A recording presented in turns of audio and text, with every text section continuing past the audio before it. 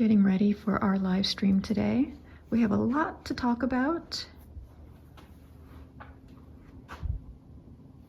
We're going to be recording it so that we can post it the next month.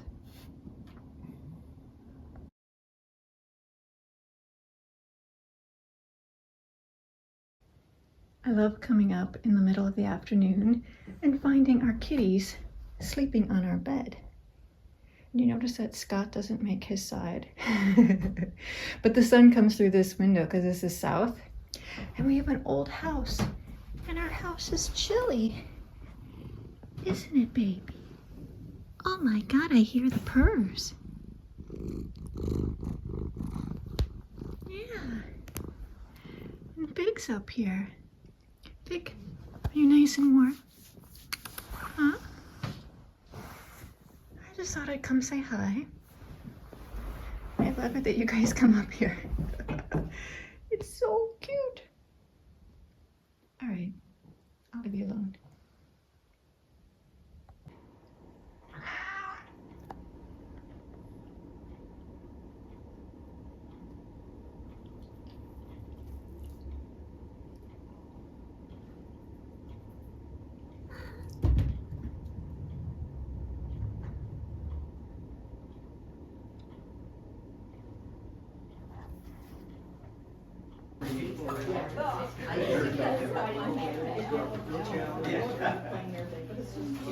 Exactly. I should probably work faster.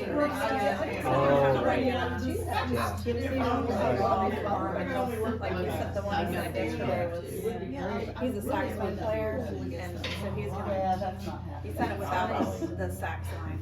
I see. That's cool. It's interesting that he has the face. So Scott, it's so interesting that you have the face more to the right. Yeah, I thought it'd be fun to have that designs there and have that go off. Oh, instead of like the design in the back of the head, the design in front of the I face. just like the designs over here. Oh, on the canvas already? And I noticed beforehand you have like really, really thick texture that's already been dried. So you did that beforehand. I just used I have a bunch of these that when I'm cleaning my palette, I hate to waste paint, so I'll just put it on there. Yeah, I know, it's pretty thick. And some of this stuff is when it gets too thick to save, I'll just paste them on there and, and see what happens. Very cool.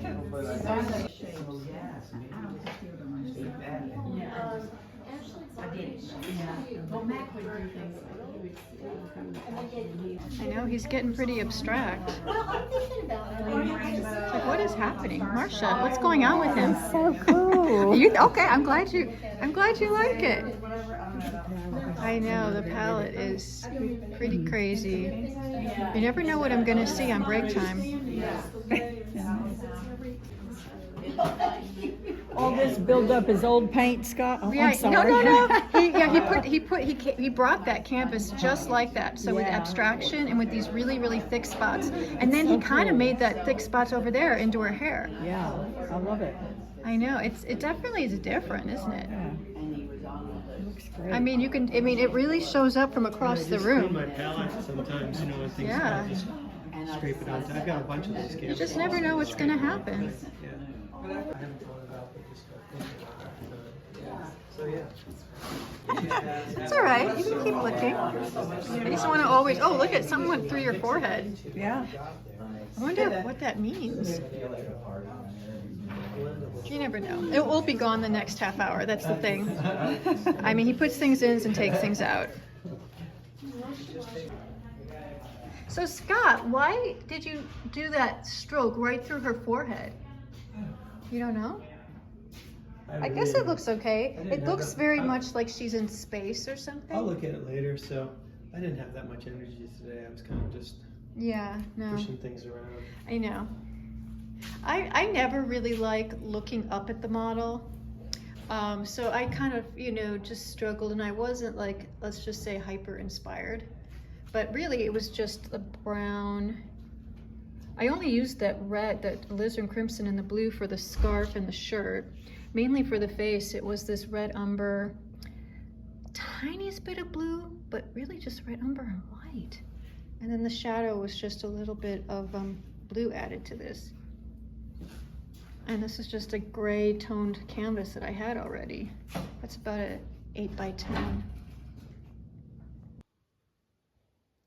I'm editing, and of course the kitties have to sit with me. And it's so adorable how Fig always attacks Theo like a lion is attacking a gazelle, like jumps on his back. You love Theo though, right, Fig? I know Theo's pretty yummy. Theo, I don't know if he's liking this or not. I mean, sometimes he attacks you back, doesn't he, Figgy Poo? Show everybody your beautiful eyes. Yeah. You got a whisker or a fur in your face. Yes. I love how you guys keep me company. Yeah, you do.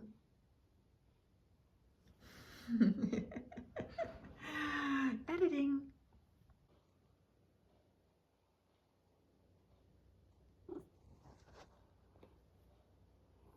Hi, Theo. Do you love Fig? Or do you wish that he never came here? Tell me the truth. I think that he's made you play. I think, like anything, it can be good and bad, right? Right? Baby? Baby, look at that nose. Look at that nose. I know, you want your bedtime snack. And you're gonna get it. You're gonna get it, my baby. Your face is too much. I love it. I love your face. I love you. Okay. Yeah, one last look. Thank you. I was just sitting here next to my desk and this sort of artsy light coming through my window. But, so I thought I would just talk a little bit about what this past week has been like. It is Wednesday. Yesterday we went and painted Sarah. And you saw a little bit of that. And it was okay. I am not a huge fan of looking up at a model, especially if it's not for a story. You know, like unless you're the model or the painting is meant to have sort of an aspirational or spiritual or uplifting kind of, it's just, you know. But like when a group, if you want to be close and you have to fit a lot of people around, you know, you kind of have to kind of look up at the model. But so what I've been doing a lot this week is working on older pieces, trying to be very, very positive about it, trying, you know, because deadlines are coming up, and but it's been incredibly hard to do, because even though I try to approach them with the most, okay, like, you know, I'm psyched, I'm going to, you know, just be bold, and I'm going to not be precious about this, meaning that I'm going to be not worry about details, not worry about subtlety, meaning big impact. And I'm trusting, I'm hoping that they are going to come out, but I have been really kind of frustrated, and it gets harder and harder and harder to like work on pieces where they're a struggle. And it just makes, you know, you guys know when you wake up in the morning and you think about what you're going to do that day, and you go, okay. And sometimes I'll psych myself up and I'll go, I'm going to finish this piece today. I'm just going to finish it. No matter what. Like just thinking, like if I had a timeline, like a timer, or it was a demo or something, trying to go into these paintings that are older, and I'm trying to finish them, but by the end of the afternoon or by the end of the day that I stop painting and it just doesn't work, it can be very defeating, because I didn't live up to the goal I set myself. And so I have a whole bunch of pieces in progress. And things that I keep thinking that I'm going to finish for a deadline, and then my mind changes, and I think, well, maybe I'll finish that one for this, and maybe I'll finish that, and then it becomes almost like a snowball effect to where none of them are coming out, and I start to get a little bit scared. And I think I've talked to you about this, about just not wanting to maybe work from photos for a while, not even wanting to do figures for a while or portraits, just because I need to cleanse my palette. And I really want to just paint from life. I really just want to do still lifes for a while, but I haven't allowed myself to actually start. I started that workshop.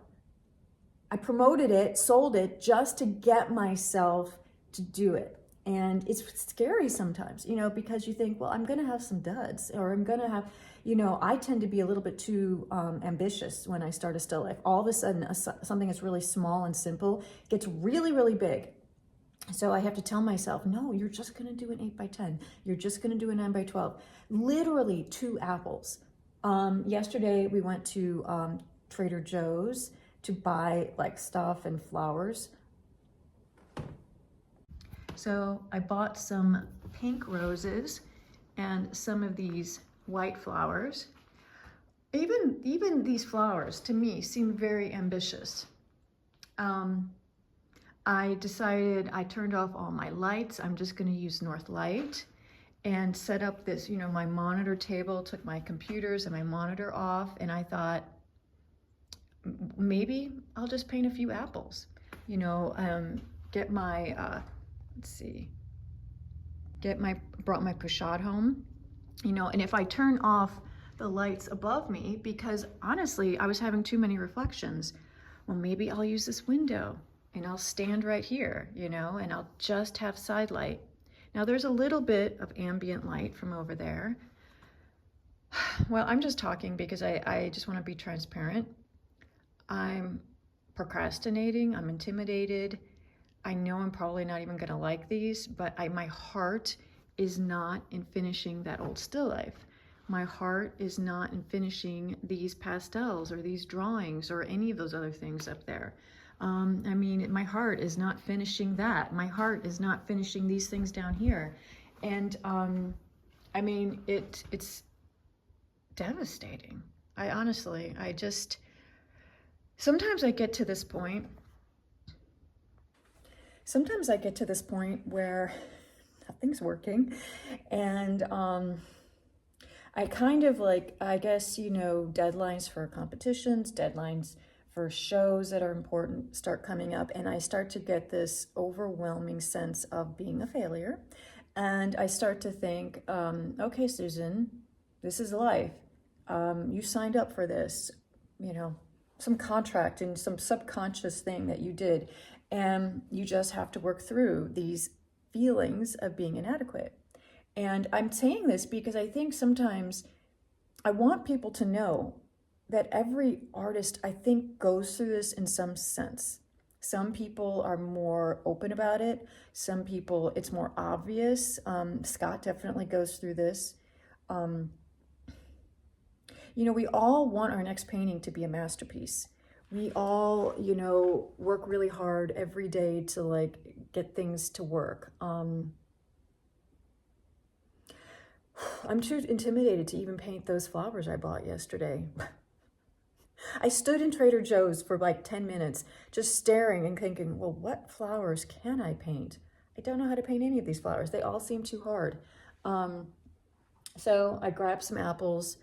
I'm going to do an apple sketch today, something simple, and build up, work up, because I think the reason why I can get through days like this is because I know that I can share these feelings. And so when I teach a workshop coming up in June, I will be able to tell people, you know what, I know exactly how you feel. I know that it's intimidating. I know that, I look at those things and I go, okay, how do I even start? But I'll have to visualize, I'll have to tell myself, well, maybe if I do start too fast, to this, to that, I'll start again immediately with the things that I realize I did wrong. And then knowing that I can share those and maybe help anybody, it's all worth it. So long speech, but you know, I just don't want to show you guys things that work out all the time, because a lot of things don't work out. And when I'm staring around stuff in my studio, it's pretty sad. I have been editing old videos. I've been trying to find old footage on hard drives that I can share on YouTube, just to like get them out of the, you know, hard drive graveyard and just put them out there for posterity. But that's what I'm going to do today. And hopefully there are things that I can actually show you. Will I be brave enough if they really suck? Time will tell.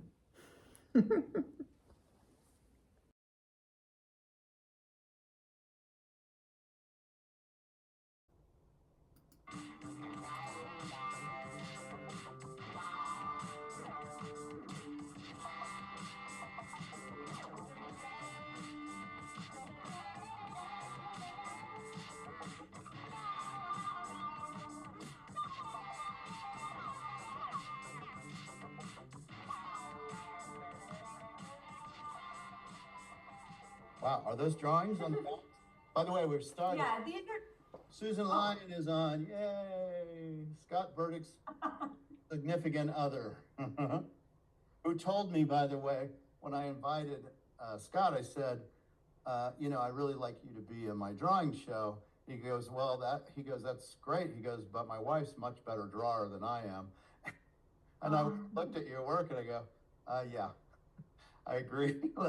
Let's have Susan on. She's fantastic. Oh, thank you. Yeah, I'm really excited to see what you do in person, because I've seen it on the internet, and it's just insane how good it is. And I like. Thank you so much. No, I'm sorry to interrupt, but like when I got the invitation, it was probably, I've never been so happy to be invited to a show. Nice. Because first of all, I love the fact that you were pretty, you know, I guess open or flexible about subject matter. And I just have always loved Works on Paper, and I love the fact that a show dedicated to Works on Paper, like drawings, is very exciting to me, because I think that I've noticed in shows over the years, like once one person puts in a nice drawing, then all of a sudden people start to wake up. Like they didn't realize that drawings can be like a final finished piece of work. And so then all of a sudden I'll see more drawings in these shows. And I think because of this show coming up in February, it's gonna change a lot of people's minds. I think it will too. And I think, interestingly enough, might even change the market, in the sense that I think so often artists themselves don't value their prep work and the drawings that they do. And they just like, oh, well, that's just how I make my paintings. And, you know, and then you go, no, those are unbelievable. You know, same as Maynard Dixon. Maynard Dixon didn't value a lot of his drawings. He had a rule. It was a third he would keep, a third would destroy, and a third he would use for paintings. So that's how he did.